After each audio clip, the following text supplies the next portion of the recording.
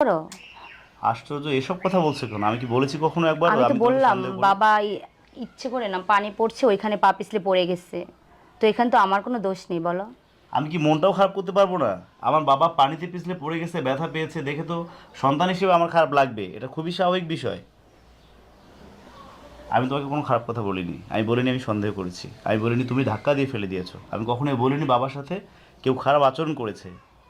ঠিক আছে, মনটা এমনিতেই আমার খারাপ, অন্য কোনো কারণও থাকতে পারে, রিজন অনেক থাকতে পারে।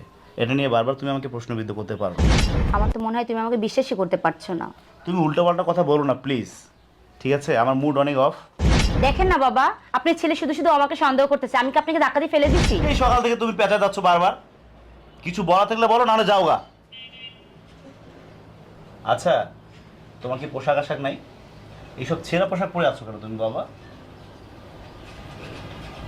এই, আমি তো প্রত্যেক